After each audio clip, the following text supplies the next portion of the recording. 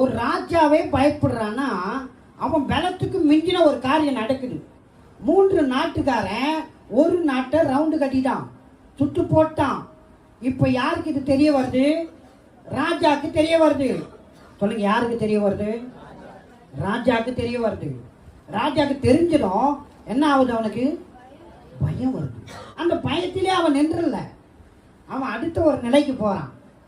எங்க போறான்? தன்னுடைய பலத்துக்கும் மேலான ஒரு பலன் இருக்கிறது, தன்னுடைய வல்லமைக்கும் மேலான ஒரு வல்லமை இருக்கிறது, தன்னுடைய அதிகாரத்துக்கும் மேலான ஒரு அதிகாரம் இருக்கிறது.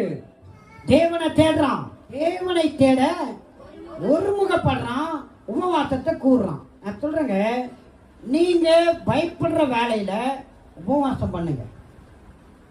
பிசாசு உங்களை கடன்கார ஆக்கலாம், இல்லை வறுமையில கொண்டு போய் நிறுத்தி இருக்கலாம், இல்லை பிரச்சனையில கொண்டு போய் நிறுத்தி இருக்கலாம், இல்லை வியாதியில கொண்டு வந்து நிறுத்தி இருக்கலாம். நான் சொல்றேன், இதை ஜெயிக்கணும், இதை மேற்கொள்ளணும்னா ரொம்ப எளிய வழி இருக்கு. உபவாசித்து கர்த்தரை துதித்து பாடுங்க.